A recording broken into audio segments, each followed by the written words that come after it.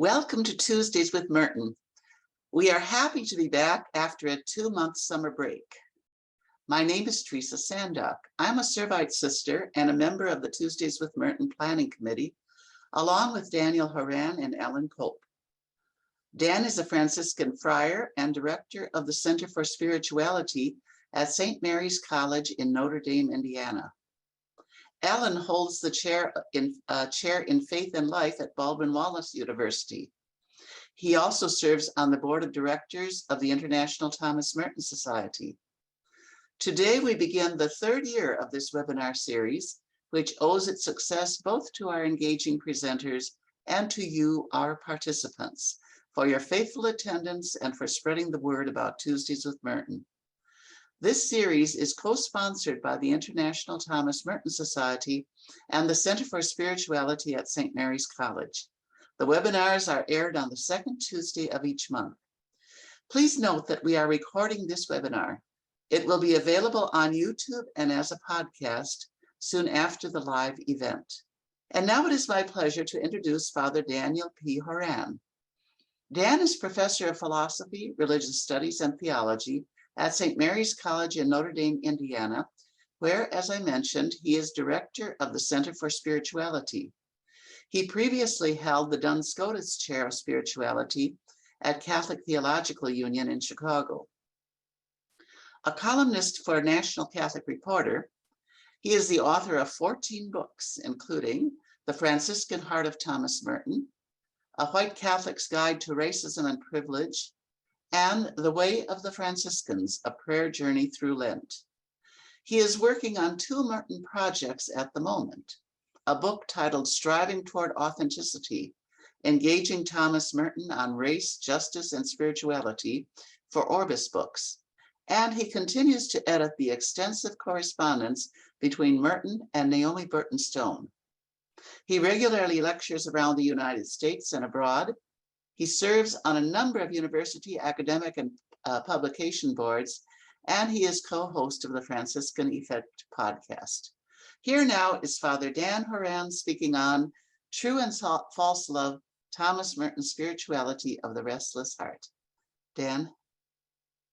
Thank you so much, Teresa, and I'm so delighted to be with everybody in front of the scenes, I guess. I'm usually behind the scenes, so a shout out of thanks to Teresa and to Alan, who are controlling the folks entering the waiting room at this point. As is our tradition here, I'm going to begin with a prayer, and this prayer comes to us from Thomas Merton himself. I happened upon it in this great collection that many of you may be familiar with, Jonathan Montaldo's edited selections of Dialogue with Silence. And when I looked up in the original source for this text where it came from, I had to smile because it was from his journal, Thomas Merton's journal entry in February 1941, the same day that he was received into the Third Order of the Franciscans, the secular Franciscans. So I think the Holy Spirit was at work. But I invite us to enter into a place of silence as Merton invites us to reflect on God's presence in that space. The title of this prayer is Thou Art Not as I Have Conceived Thee. Lord, it is nearly midnight, and I am waiting for you in the darkness and the great silence. I am sorry for all of my sins. Do not let me ask any more than to sit in the darkness and light no lights of my own, and be crowded but with no crowds of my own, thoughts to fill the emptiness of the night in which I await you.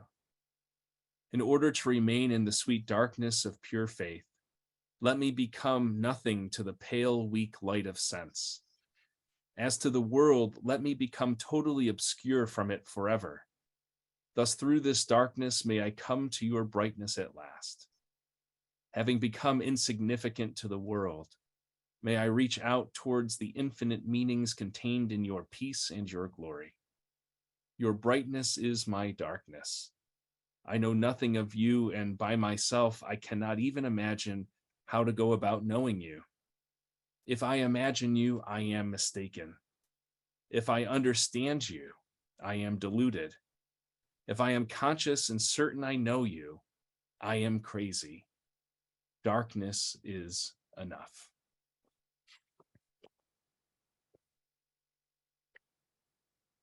And with Merton, we say amen. The theme tonight is True and False Love, Thomas Merton's Spirituality of the Restless Heart.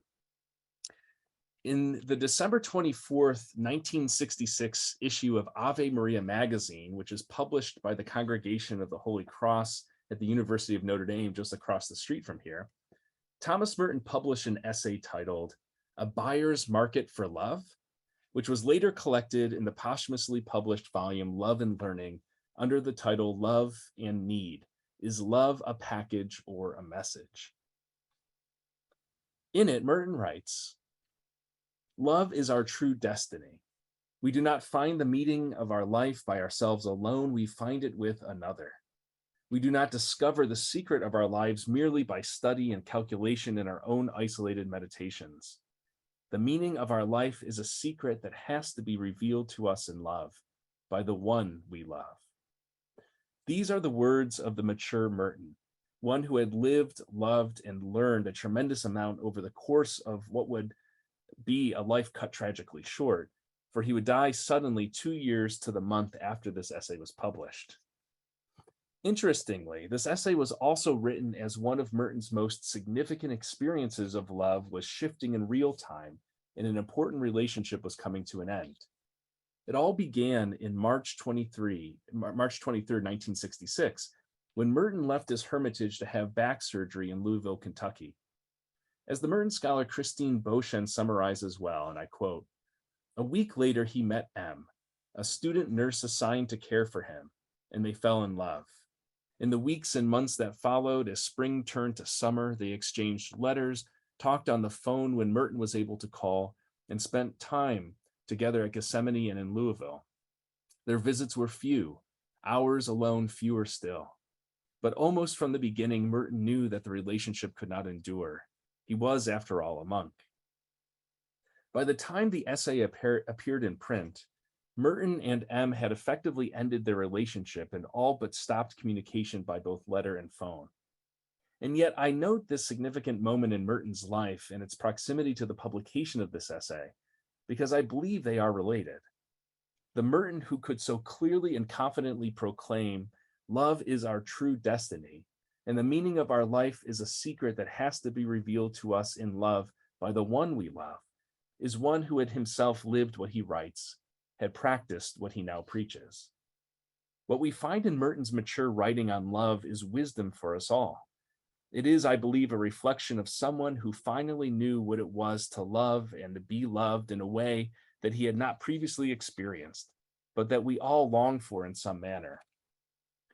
As the late Benedictine sister and psychologist Suzanne Zucker once wrote about the relationship between Merton and M, "In my opinion," she writes, "it was M more than any other person or any other experience who brought the spiritual master to embrace the fullness of his humanity." The renowned scholar of spirituality, Cynthia Bourgeois, expressed a similar sentiment in a 2002 essay in which she wrote that, and I quote, "Merton's love can be seen not as a fall from a monastic ideal of purity, but as having its own intrinsic beauty and coherence." This is what in part makes Merton such an important and attractive spiritual figure and teacher. He is not speaking from some place of inaccessible perfection or ascetic distance, but from an embodied, fully human, beautiful, and familiar location of good but flawed reality. And it took a lifetime for him to arrive at the wisdom he leaves us today. Merton's writings on love, in all its forms, from the theological virtue to the poetic ideal to the experiential reality and beyond, all developed over time. It is a theme that appears in his journals and his correspondence, in his essays and books. It's a subject that, as he regularly notes, is unavoidable if one takes seriously the centrality of agapic love in the Christian tradition and the inherent capacity and need for love as a fundamental human experience. But Merton's own understanding of love shifted, developed, and grew over time. It's well known that in his youth, his relationships, especially with women, were at times superficial, reflecting an inadequate, even false sense of love. At worst, as we know, such romantic relationships led to neglect and abandonment. Such was the case while he was a student at the University of Cambridge.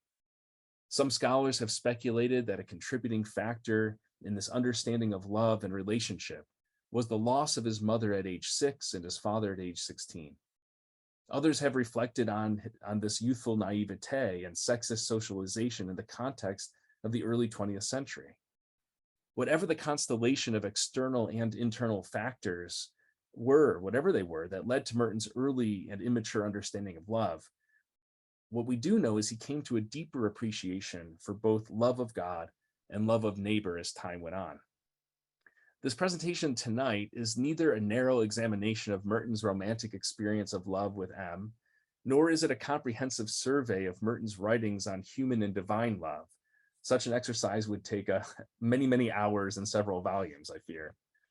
Instead, what I'd like to do is provide a more modest attempt at lifting up some of Merton's wisdom on the topic of authentic love. Merton frequently contrasts authentic, real, true love with what is untrue, selfish, or false love, as he says. While this distinction is seen variously throughout Merton's extensive written corpus, I want to focus on two illustrative essays where we can see him teasing out the contrast and the challenge of knowing and living true love. The first essay was originally published in two parts in the fall of 1960 and was later collected in the volume Disputed Questions. It has the new title in that collection, The Power and Meaning of Love. The second is the essay Love and Need, Is Love a Package or a Message?, from which the quote I shared at the outset tonight was taken. From these two important essays, we will glean insights about the real meaning of true love and the corruptions that lead to what Merton calls false love. But before that, I want to talk a little about what I'm tentatively calling Thomas Merton's spirituality of the restless heart, which is inspired by the famous Augustinian line, "You stir humanity to take pleasure in praising you, because you have made us for yourself, and our heart is restless until it rests in you." After that, we will look at some of the variations of false love Merton describes, and then what the characteristics of true love are, before closing with a brief conclusion and our discussion. First, Merton's spirituality of the restless heart. Thomas Merton was never content. His life always seemed to reflect an embodied sense of restlessness. From an early age, he was constantly on the move, from France to the United States, to Bermuda, back to France, then to England, first at Oakham, then at Cambridge, then back to the United States. He was also intellectually on the move as a young man and a university student, enrolling first in modern languages at Cambridge and then English literature at Columbia. He was intrigued by intellectual and social movements of his time. He found himself captivated by Catholic Christianity. He entered the church and then immediately began vocational discernment to religious life. As we know, first to the Franciscans, which did not pan out, although I have to say, for more complicated reasons than is typically realized, and ultimately, as we know, to the Cistercians. But before that, he would teach English for 3 semesters at St. Bonaventure University in Western New York, bouncing back and forth in his mind and his heart about where to go next. For example, living and discerning for a summer with Catherine de Hook Doherty and her Madonna House community in New York City. Even after entering the Abbey of Gethsemane, Merton was still constantly on the move, even if he wasn't leaving the grounds all that much. He was longing for more solitude in a hermitage on the Abbey grounds, or another monastery in South America, or another monastic order like the Camaldolese. Even in the last few months before his untimely death in 1968, Merton traveled on his way to Asia through the American West, including Alaska, to scout out possible sites for a remote site on which to build a new hermitage, a more remote hermitage, in fact. The fruit of Merton's own struggles and spiritual restlessness are found in the wisdom and insights that he leaves us today. Whether resulting from the challenges of personality or context or some combination of the two, Merton's restlessness informed his own prayer life and religious discernment. When we read his writings on the spiritual life, we see not only instructions for the reader, but a reminder to himself about the need for spiritual reorientation and anchoring in God rather than the peripatetic quest for stability, affirmation, acceptance, recognition, or worth from without. Such is the case when we read in New Seeds of Contemplation. When humility delivers a person from attachments to their own works and their own reputation, They discover that perfect joy is possible only when we have completely forgotten ourselves. And it is only when we pay no more attention to our own deeds and our own reputation and our own excellence that we are at last completely free to serve God in perfection for God's own sake alone. Merton writes this within the context of discussing the spiritual journey toward perfection and sanctity, which follows his lengthy reflection on the true and false selves. Merton then succinctly notes, he says, quote, "To say that I am made in the image of God is to say that love is the reason for my existence, for God is love. Love is my true identity. Selflessness is my true self. Love is my true character. Love is my name." And again, as if channeling St. Augustine's own reflections on the restless character of his heart, Merton writes, and I quote, "To find love, I must enter into the sanctuary where it is hidden, which is the mystery of God." Near the end of New Seeds, in a chapter simply titled Pure Love, Merton writes about what he considers to be our alienated condition, separated from God and therefore separated from our true selves. Like, as he puts it, prodigals in a distant country, the region of unlikeness, we come to recognize that we are on a journey that is often characterized by restlessness, by a hunger, or by a longing. Elsewhere, Merton writes, "There is in us an instinct for newness, for renewal, for a liberation of creative power. We seek to awaken in ourselves a force which really changes our lives from within. And yet the same instinct tells us that this change is recovery of that which is deepest, most original, most personal in ourselves. To be born again is not to become somebody else, but to become ourselves." This longing for newness, for renewal, for a liberation of creative power, as he puts it, is what compels him and us onward toward the quest to rest in God, as Augustine famously put it. Or as Merton would say, to discover who it is that we really are. This is, as Merton writes in New Seeds, often a counterintuitive journey, given that so much energy and effort is placed on our externalizing our search for identity, egged on by the manifold distractions of our societies and cultures, encouraging us to embrace the appetites of our ego and cultivate our own identities that amount to nothing more than the accumulation of false selves. In response to this challenge, Merton explains that, and I quote, "Our reality, our true self, is hidden in what appears to us to be nothingness and void. What we are not seems to be real. What we are seems to be unreal. We can rise above this unreality and recover our hidden identity. And that is why the way to reality is the way of humility, which brings us to reject the illusory self and accept the empty self that is nothing in our own eyes and in the eyes of other men and women, but is our true reality in the eyes of God. For this reality is in God and with God and belongs entirely to God." It is in this sense that Merton can say with great confidence that the secret of my identity is hidden in the love and mercy of God, adding, "Therefore, I cannot hope to find myself anywhere except in God." The restlessness that exists in our hearts, that drives our ultimate desires and fuels our insatiable longing for meaning, will only be satisfied by the love of God. Or as Merton writes, and I quote, "Therefore, there is only one problem on which all my existence, my peace, and my happiness depend: to discover myself in discovering God. If I find God, I will find myself. And if I find my true self, I will find him." Like the inherent natural longing for renewal and rebirth, which propels us onward toward God and the true self, Merton's spirituality of the restless heart provides a path toward recognizing, embracing, and living true love. But before we get to true love, let's talk about some false love. Merton writes, "Men and women cannot live without love. And if the love is not genuine, then they must have some substitute, a corruption of real love. These corruptions are innumerable.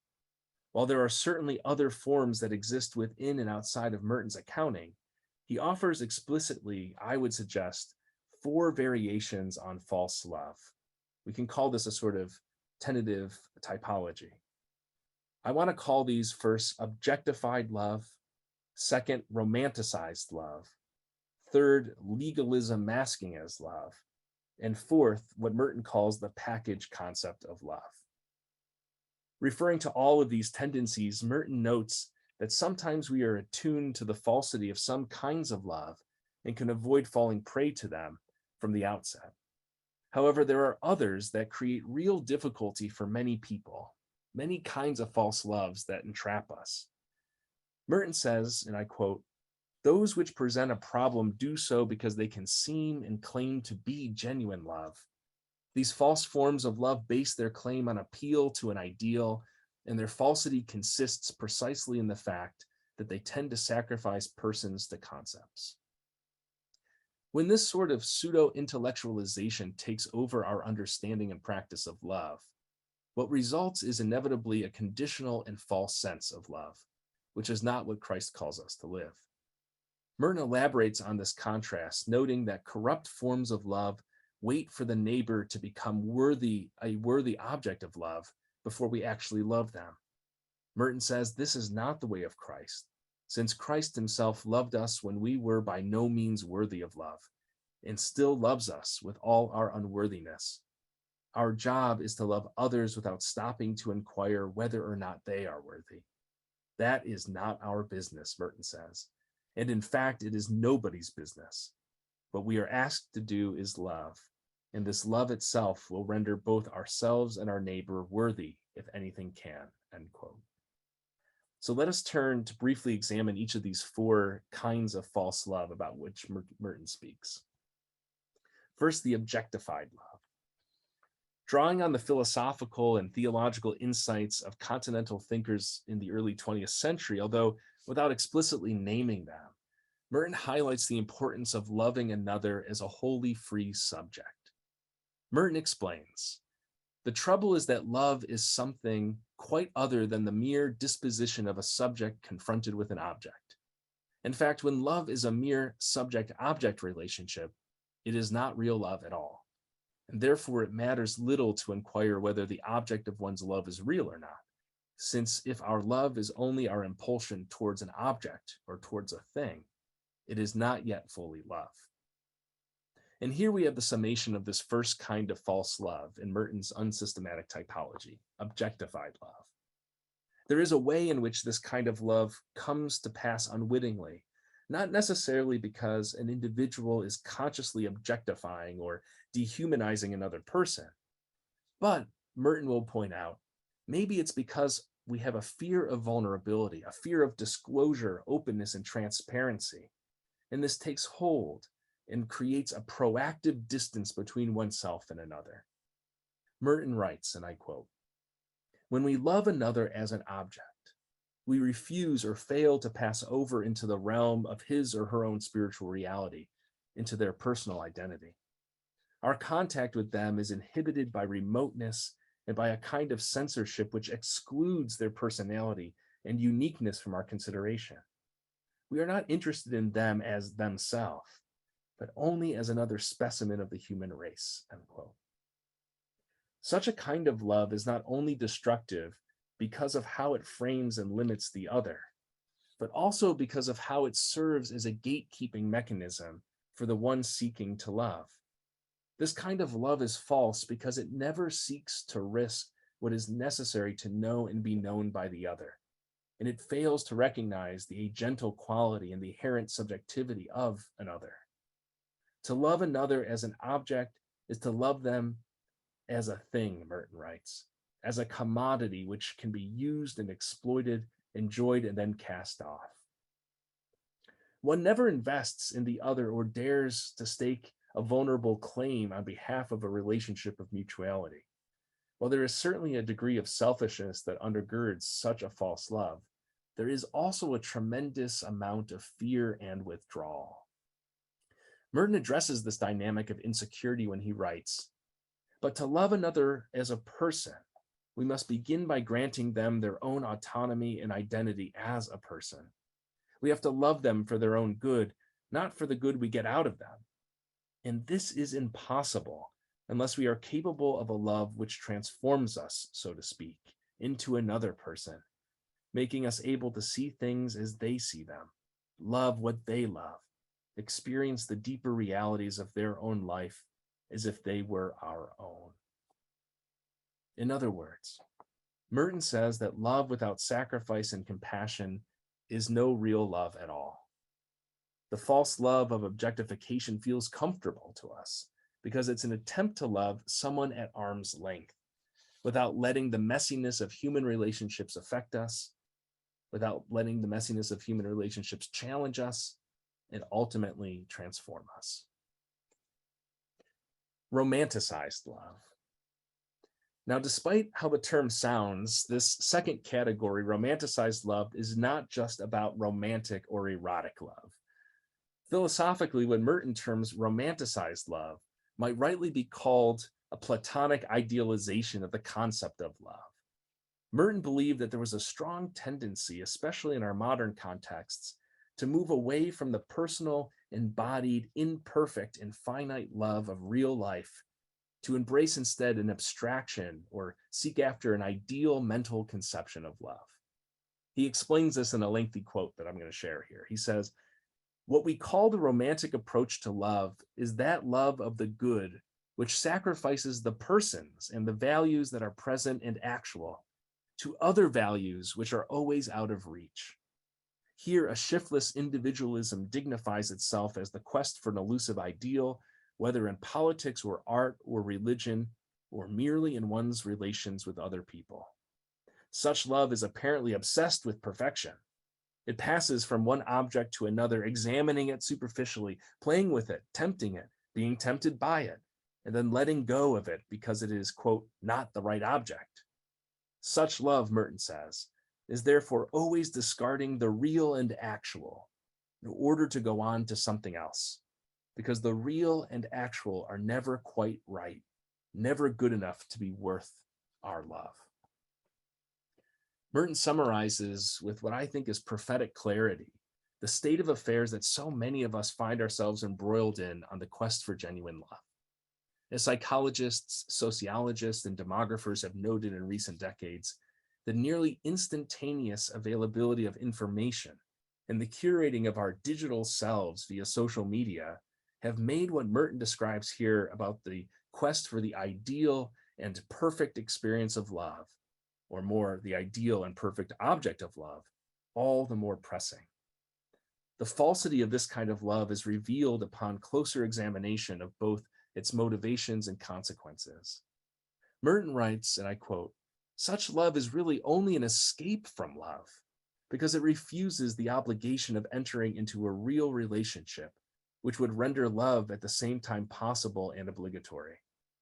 Because it hates the idea of obligation, it cannot fully face even the possibility of such a relationship." And then Merton adds, "Its romanticism is a justification of flight. It claims that it will only being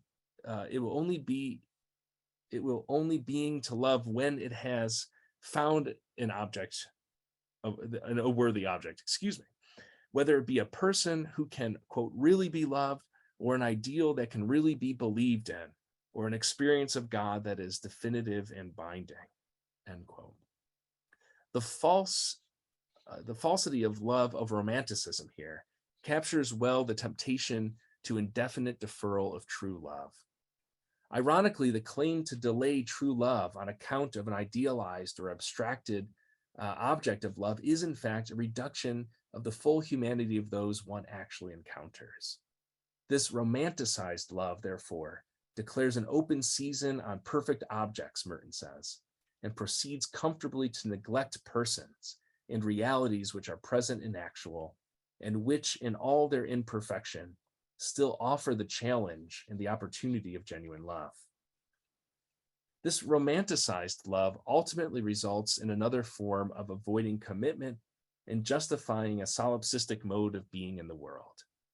Merton explains that this form of false love is, in fact, a way of defending oneself against real involvement in an interpersonal relationship and of keeping other persons subdued and humiliated in the status of objects. Admittedly, this is rarely a conscious activity. Instead, it is often a self-defense mechanism arising from insecurity and fear, which unsurprisingly results in barriers to authentic relationship and love. Our third false love, legalism masked as love.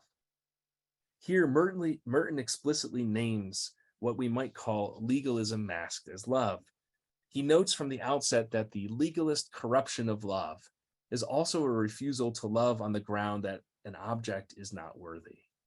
He adds, and I quote, "But here, instead of undertaking a vast exploration in quest of the worthy object, which can never be found, the presence of the unworthy object becomes the excuse for a tyrannical campaign for worthiness, a campaign to which there is practically no end. In this false form of love, the objectification of personality and of all spiritual values is carried to the extreme." This distortion is found in predictable places like totalitarian regimes and those persons and groups who subjugate individuals and their particular circumstances, social locations, and realities to some generic part of a collective. But Merton also notes that this legalism is a dangerous threat within the Christian community too. He notes that this legalism is, quote, "another weak form of love, which in the end produces dissension, destroys communion, and for all its talk about unity tends by its narrowness and rigidity to create divisions among people." Now, like the trap of romanticism, legalism masquerades as authentic, often as the most authentic form of love. Whereas romanticism perpetually defers the possibility of true love because of the endless and unrealistic quest for the perfect or ideal object of love, legalism offers another form of rejecting authentic relationship and true love on the grounds that others do not measure up to the assumed rigors of disciplinary observance. We see this play out frequently today, especially within ecclesial circles when religious leaders publicly condemn individuals, for instance, politicians, for not conforming to the particular religious leader's interpretation of the law, both religious or secular law, and the related expectations. Within my own Catholic Christian context, I think we see this often when bishops deny individuals access to the sacraments, especially the Eucharist. In a weak but common defense, such self-identified Christians often say that they are merely, quote, "following the rules," and that their preferred punishments are in fact a form of, quote, "tough love." We've read about this, we've seen this, and some of us may have experienced this before. But as Merton notes, and I quote, "Legalism in practice makes law and discipline more important than love itself. For the legalist, law is more worthy of love than the persons for whose benefit the law was instituted. Discipline is more important than the good of the souls to whom discipline is given, not as an end in itself, but as a means to their growth in Christ." End quote. While this is evident within the dynamics of Christian life and ministry, it's also present in our interpersonal dynamics as well. There is, in this context of false love, a non-negotiable quality required for admittance into a relationship. It is not acceptance of the two subjects and free persons as they are in mutual love and respect. Instead, it is the prioritization of certain abstract policies and measurements over the particularity of the individual. This setting of a bar, which the other must reach in order to be loved or even deemed lovable, is in reality a fatal perversion of the Christian spirit. Merton explains, "Such love is the enemy of the cross of Christ, because it flatly contradicts the teaching and mercy of Christ. It treats people as if they were made for the Sabbath. It loves concepts and despises persons. It is the kind of love that says korban, as we read in the 7th chapter of Mark, referring to the practice in which one takes personal financial advantage of someone that is said to belong to God. And it makes void the commandment of God in order to keep the traditions of people.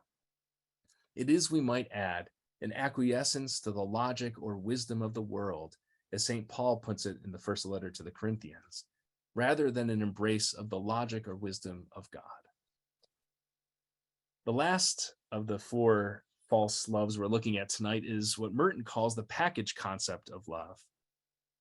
Building on the logic or wisdom of the world, as well as the consistent theme of objectification that threads these false loves together, Merton describes love understood in this packaged way as deeply shaped by consumerism and vague pragmatism. He writes, quote, "Love is regarded as a deal. The deal presupposes that we all have needs, which have to be fulfilled by means of exchange. In turn, we unconsciously think of ourselves as objects for sale on the market. We want to be wanted. We want to attract customers. We want to look like the kind of product that makes money. Hence, we waste a great deal of time modeling ourselves on the images presented to us by an affluent marketing society." End quote. This false understanding of love is likely recognizable to most people today. While Merton is writing this in the 1960s, with the advent of social media and advertising culture that targets its audiences directly, what he is describing might appear all the more familiar to modern women and men. Merton explains that this way of thinking leads us to consider ourselves and others not as persons, but as products, as goods, or in other words, as packages. We appraise one another commercially. We size each other up and make deals with a view to our own profit. We do not give ourselves in love. We make a deal that will enhance our own product, and therefore no deal is ever final.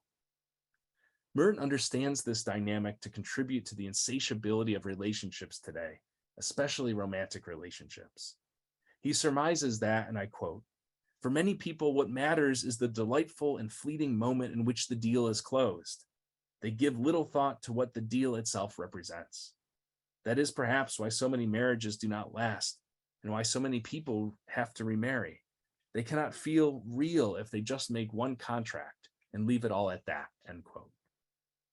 To think in such a consumerist or package manner is to be driven in part by a need for relevance and desirability. The dissolubility of relationships and the avoidance of commitment follow from this way of thinking about love. Our eye is already on the next deal, Merton says, and this next deal need not necessarily be with the same customer. Life is more interesting when you make a lot of deals with a lot of new customers, end quote. Merton notes that this concept of love assumes that the machinery of buying and selling of needs and fulfillment is what makes everything run. It regards life as a market and love as a variation on free enterprise. Like the capitalistic vortex that propels the false religion of belief in a free market, the restless heart led astray propels this false love onward. We all hunger for connection. We all hunger for acceptance, fulfillment, and meaning. But this false concept of love insists that satisfaction is only found in our marketability. Pursuing this trajectory of false love only reinforces problematic outcomes and distraction from true love. Merton writes, "The trouble with this commercialized idea of love is that it diverts your attention more and more from the essentials to the accessories of love. You are no longer able to really love the other person, for you become obsessed with the effectiveness of your own package, your own product, your own market value." Merton goes on to explain this package sense of false love is built on a lie, albeit a lie that is often compelling and attractive. The whole marketing industrial complex is committed to its replication and advancement. But this way of being in the world is not only narcissistic, it is also essentially hollow. Interestingly, Merton makes the point that even those who are fully invested in this false love, who even benefit from matching the consumeristic ideals of beauty and success, will eventually arrive at a point when the hollowness of this false love cannot be avoided. And Merton writes, "The truth is, however, that this whole concept of life and love is self-defeating. To consider love merely as a matter of need and fulfillment, as something which works itself out in a cool deal, is to miss the whole point of love and of life itself." And so this brief examination of the four kinds of false love that Merton writes about gestures toward a key question for us. What does true love look like then? So let's switch gears now with the time I have left to consider what Merton means when he talks about true love. The meaning and power of true love. When Merton writes about the discovery of our true selves, he makes the point that we come to know something about our true self in coming to know God. This is because God is the one who knows our truest and most essential identity, given that God is the one who loved us into existence. Likewise, when reflecting on the meaning of true love, Merton identifies God as the source and model of such love. In the essay In Disputed Questions, Merton ties together the quest for our true self with our inherent capacity for love, or what Augustine might call our restless hearts. Merton writes that our vocation to be sons and daughters of God means that we must learn to love God as God himself loves. For God is love, and it is by loving as God loves that we become perfect as our Heavenly Father is perfect. This leads Merton to reflect on the centrality of love not only for the Christian community, but also for all of humankind and the rest of creation. Love, then, is not only our own salvation and the key to the meaning of our own existence, Merton writes, but it is also the key to the meaning of the entire creation of God. It is true, after all, that our whole life is a participation in that cosmic liturgy of the love which moves the suns and other stars. Offering a contrast with the false love of selfish interest and comfort, Merton notes that true love leads men and women to fulfillment, not by drawing things to themselves, but by forcing them to transcend themselves and to become something greater than themselves. He adds, all true love is therefore closely associated with three fundamental human strivings: with creative work, with sacrifice, and with contemplation. Where these three are present, there is reliable evidence of spiritual life, at least in some inchoate form. There is a reliable evidence of love, and the most important of the three is sacrifice. Now, to some readers, this prioritization of sacrifice over contemplation is surprising, especially coming from someone like Merton, who dedicated so much of his work in ministry to inviting all people to a contemplative life. However, Merton understood that true love is first and foremost agapic love, that self-sacrificial, challenging, and at times laborious love that demands something of the lover, that requires patience and persistence, that may at times be messy and even uncomfortable. In short, true love is always somehow tied to the love Christ constantly exhibited and called his followers to live. Merton makes this point plainly when he states that a mature person is a person, quote, in Christ, and therefore someone who is, quote, able to live on the level of Christ's love. For those not yet at that point, those who are in the realm of the various forms of false love we looked at, the agapic love of Christ appears as foolishness, yet again invoking the Pauline distinction between the wisdom of the world and the wisdom of God. Throughout much of Merton's writings, this sense of true love anchored in the agapic love of Christ is present, and he clearly understands the centrality of this view for Christian discipleship. But there is a noticeable shift in the way he writes about the meaning, power, and effects of this true love in the fall of 1966 that is not found as clearly in his earlier reflections, including the essay Collected in Disputed Questions, published just a few years earlier. In reflecting on the active quality of love as something more than a passive event that merely chances to take place, as if struck from without by Cupid's arrow, for example, Merton writes that, quote, the question of love is one that cannot be evaded. Whether or not you claim to be interested in it, from the moment you are alive, you are bound to be concerned with love, because love is not just something that happens to you. It is a certain special way of being alive. Here we begin to sense the lived reality that undoubtedly informed Merton's own experience of true love in a way previously not seen. Love is, in fact, an intensification of life, a completeness, a fullness, a wholeness of life, Merton adds. And he writes strikingly, we do not become fully human until we give ourselves to each other in love.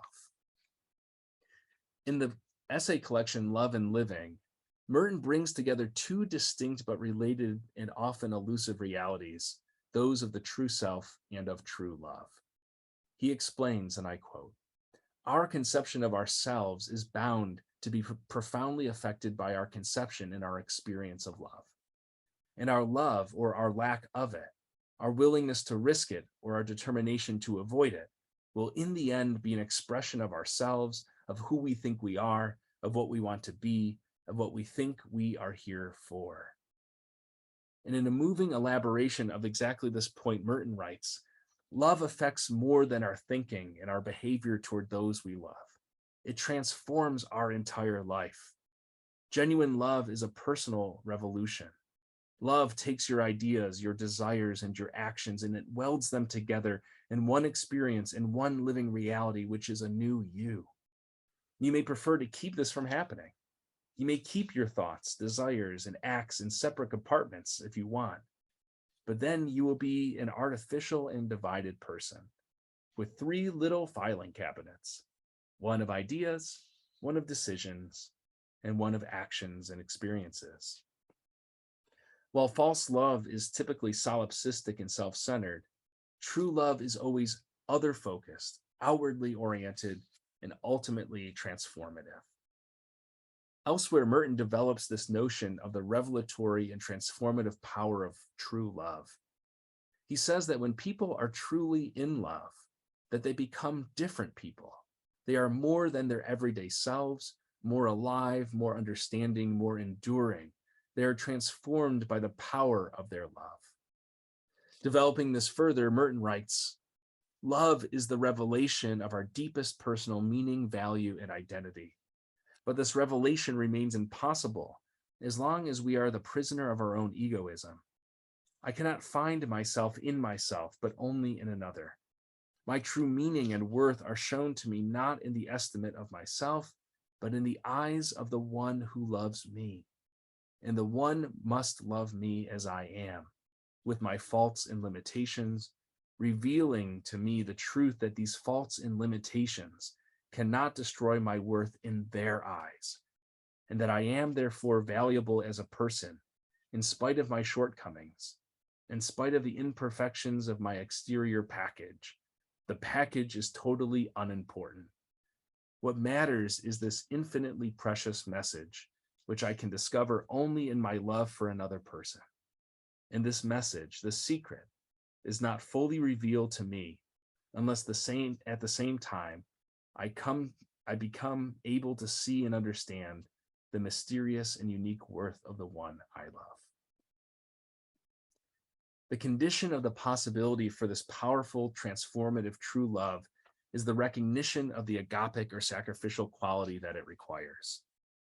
Again, echoing the wisdom of St. Paul in his first letter to the Corinthians, this time with hints of chapter 13, Merton states that love is not a matter of getting what you want, and that love is not a deal, it is a sacrifice. It is not marketing, it is a form of worship. This acknowledgement of the sacrificial and sacramental quality of true love sets Merton up to offer his clearest and most direct explanation of its meaning. He writes, in reality, love is a positive force, a transcendental spiritual power. It is, in fact, the deepest creative power in human nature. Rooted in the biological riches of our inheritance, love flowers spiritually as freedom and as a creature response to life in a perfect encounter with another person. It is a living appreciation of life as value and as gift. It responds to the full richness, the variety, the fecundity of living experience itself. It knows the inner mystery of life. It enjoys life as an inexhaustible fortune. Love estimates this fortune in a way that knowledge could never do. Love has its own wisdom, its own science, its own way of exploring the inner depths of life and the mystery of the loved person. Love knows, understands, and meets the demands of life insofar as it responds with warmth, abandon, and surrender. This sense of true love is what Merton suggests, a force that changes us when we experience and express it in its genuine form. For Merton, that form is always agapic in the spirit of Christ, which is why it is also love that includes enemies as much as it does friends and neighbors. In Passion for Peace, for example, Merton makes this connection explicit. stating that this transformative power of love for our enemies is, and I quote, one of the crucial ways in which we give proof in practice that we are truly disciples of Christ. In closing, this sacrificial, challenging, and transformative power of true love is our shared vocation. But we are called to live in the world in order to participate in the inbreaking of God's reign. It is counterintuitive when viewed through the lens of the wisdom of the world, as St. Paul might put it, appearing as foolishness in the face of consumerism and capitalist impulses. Merton's own personal and spiritual journey led him to a deeper understanding of precisely the challenge and power of true love, manifesting as both love of God and love of his fellow persons and community. Perhaps the greatest experiential teacher for Merton was, in fact, his relationship with M, which, while imperfect and still not fully understood by those other than the two of them, nevertheless suggests a marked shift in Merton's own language and expression about true and false love. Whatever accounts for the lifetime of growth and learning, we benefit from the wisdom Merton leaves us to help us think through and live out our call to love as God has first loved us. So thank you, everybody. I'll go ahead and stop sharing this.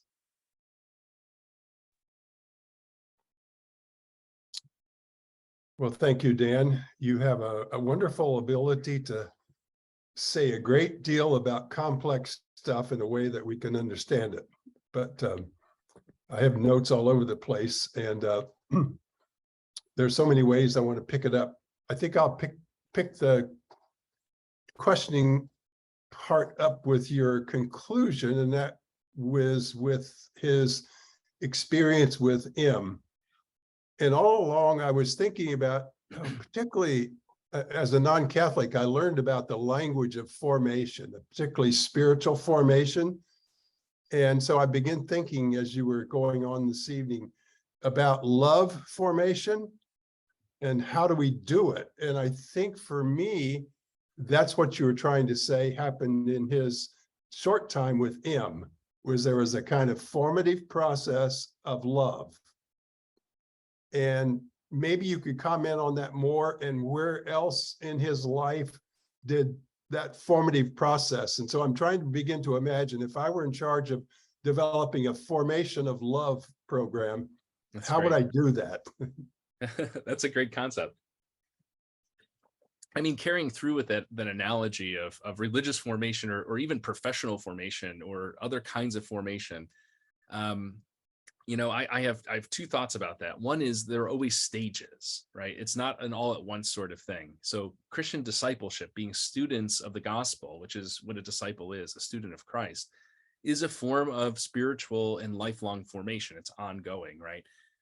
Paul talks about this in that same passage, 1 Corinthians 13, that as a young man, he had this experience, he saw it imperfectly, etc. There's this stage of formation.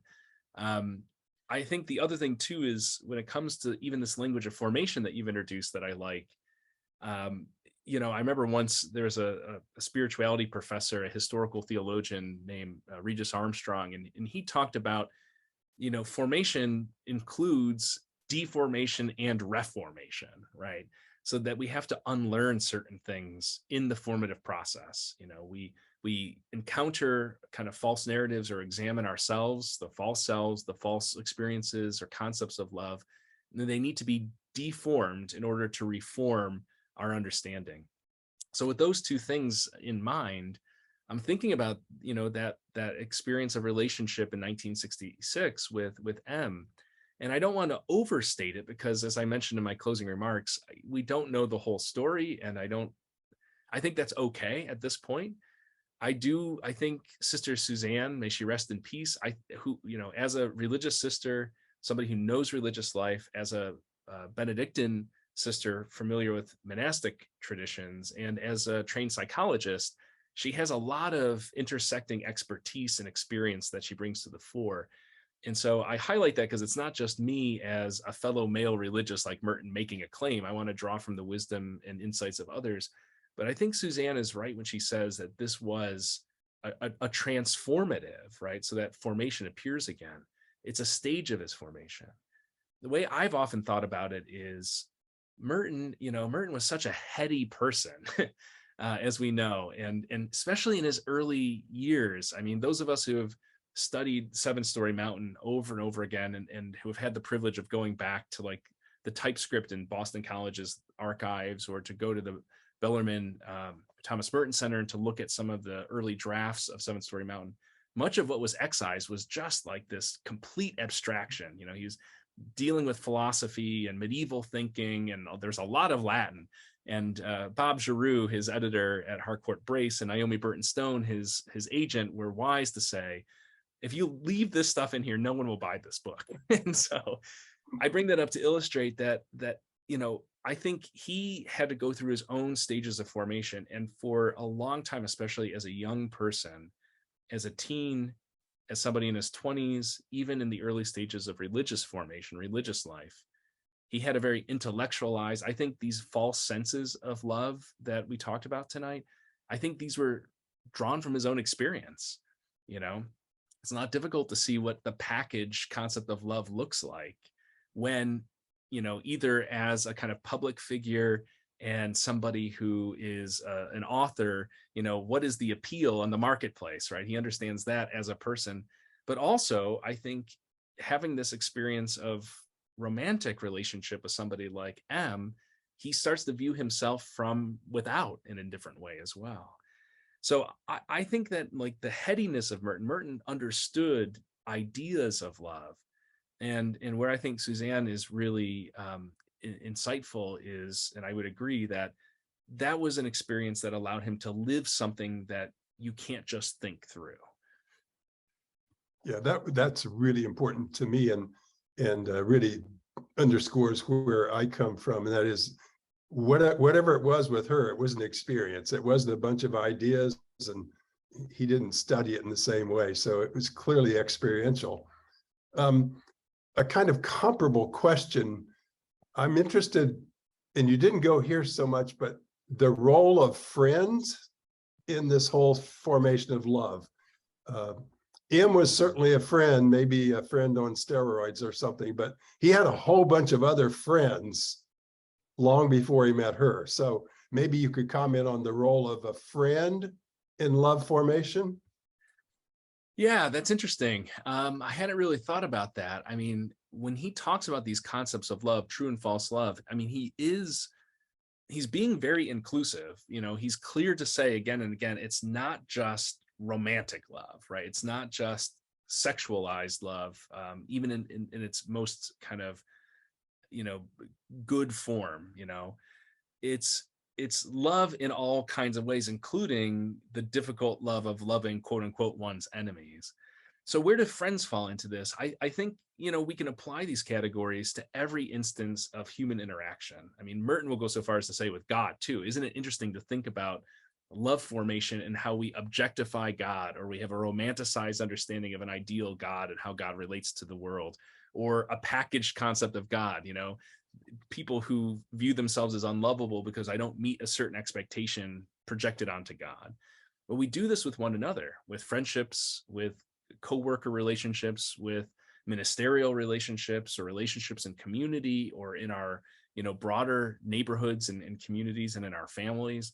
So I don't think actually there's that much qualification that's needed. It's more of an application of this kind of true love, false love paradigm to how we relate to those we call friends. I think of that line, I'm smiling because I'm thinking of, it's kind of a paraphrase of Jesus says, I call you friends. Well, Jesus's agapic love is demonstrated there too. Yeah. All right, Teresa, I'm going to ask him one more question and then we'll go back to you.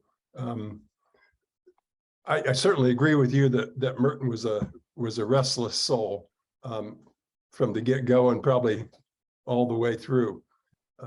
Maybe not all people are restless, certainly in the same way he is, but it occurred to me that a lot of people maybe are restless in the sense of searching. And so I'm really interested in maybe the alternative for some of us who aren't so restless. We may be more stable, or at least think we are, than he was. but nevertheless, there's that search for love, search for meaning. So maybe you can comment on the relationship of being restless / a searcher. That's interesting. I think, the notion of restlessness it appears, at least to me, at first glance, to be a problem, right? And I kind of set it up a little bit that way when talking about Merton's own lack of contentment, his own kind of restlessness. But I also think, there are different ways, different sort of spiritual and theological images and language we can use to articulate the same thing. I mean, this notion of restlessness goes back famously to Augustine's Confessions, right? That's the kind of key theme here.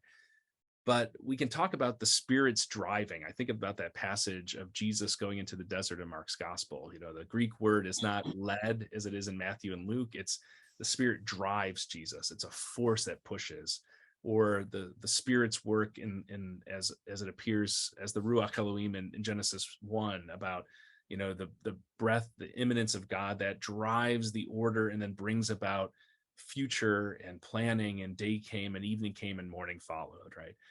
I think that the restlessness in and of itself is that internal sort of drive or power, that force within us that as Christians we might identify as the Spirit's working in our hearts and in our lives. The question is, what do we do with it? And so the seeking part, as I understand it, as you're introducing it, is what do we seek? Augustine also famously, this is becoming like an Augustine fest unintentionally, but, Augustine famously said, and I'll give the Franciscan credit, Bonaventure also popularized some centuries later, this notion that we become like that which we love. And though Merton doesn't use that phrase expressly, I think he would very much like that in light of what we've been talking about. So what we seek, who we love, what we love, and how we love, those are all sort of expressions of the restlessness that we might think of as the energy or the engine beneath it.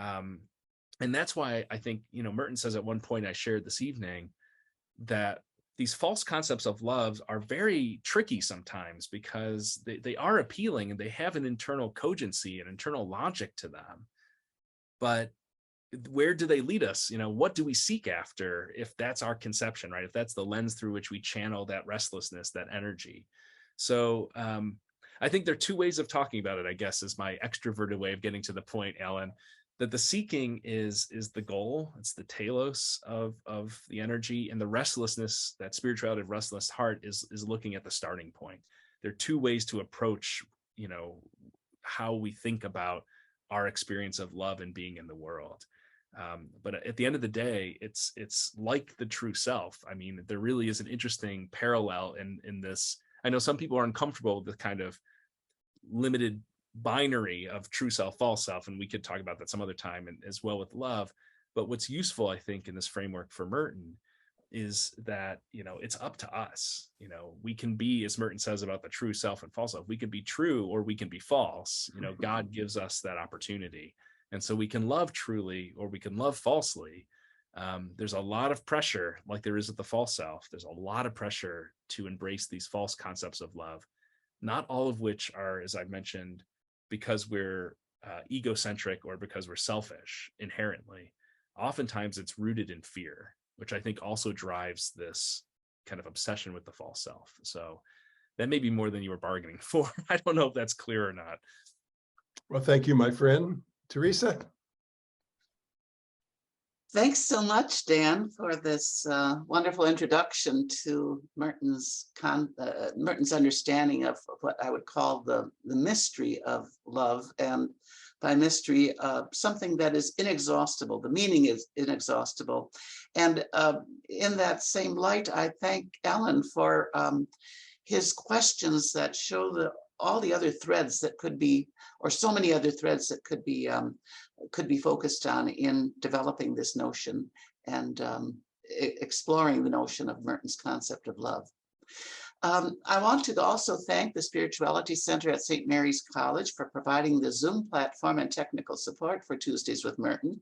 And in that case, it's Dan Horan as well. Thank Bob Grip, who posts the webinars on YouTube. I want to thank Mark Mead, who makes them available as podcasts. And I want to thank all of you for joining us today and for continuing to spread the good word about Tuesdays with Merton. You can find links to the recordings of previous webinars at merton.org/ITMS. There you will also find information about the International Thomas Merton Center. And if you are not already a member and wish to be, we invite you to consider joining. And we also welcome donations to support Tuesdays with Merton. Registration is now open for next month's webinar when Julianne Wallace will speak on Of Messengers of Peace, a liturgy for our world in the voice of Merton and Francis. To register, go to merton.org/ITMS. So for now, goodbye, stay safe, and we look forward to seeing you in October.